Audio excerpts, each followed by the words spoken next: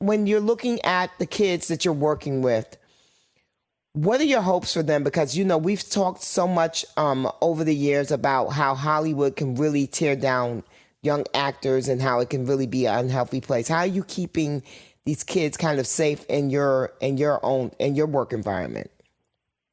I gotta agree with that because I was on a kids show many, many years ago when let's see, what year was it? It was early 2000s. A show called All That on Nickelodeon, and I was working with Amanda Bynes, Nick Cannon.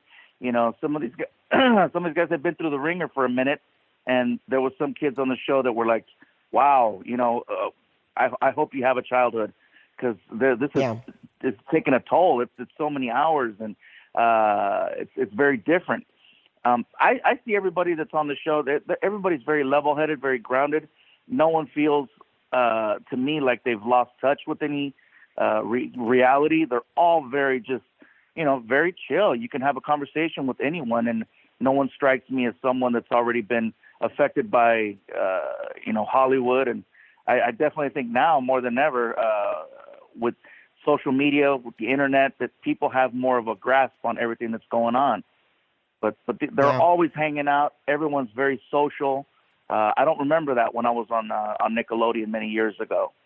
Mm-hmm. Yeah, I think too, because, back then they really did try to, they made the kids stars and then they made them grow up so fast. Like Amanda Bynes has talked about the responsibility that she had when she was working on Nickelodeon. She wasn't able to really be a kid.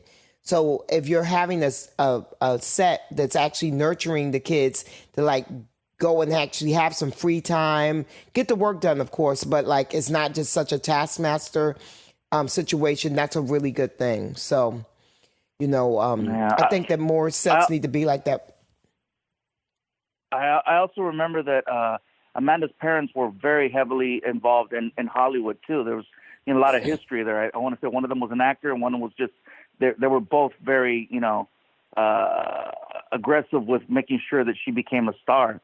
And she was incredible. I mean, you want to talk about a professional and somebody that would show up on the set, hit their mark every single time, not miss a beat. I mean, I saw her do so many different things that I'm like, wow, how do you perform like that?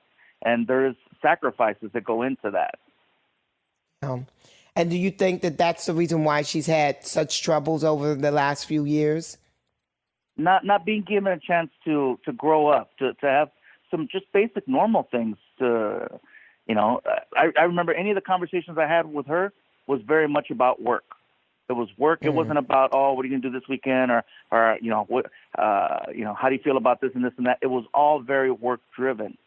And I think, you need to have some me time. And I mean, there's a reason why she was as good as she was, but there's also a reason why, again, it's a sacrifice. How much time are you spending doing what you're doing?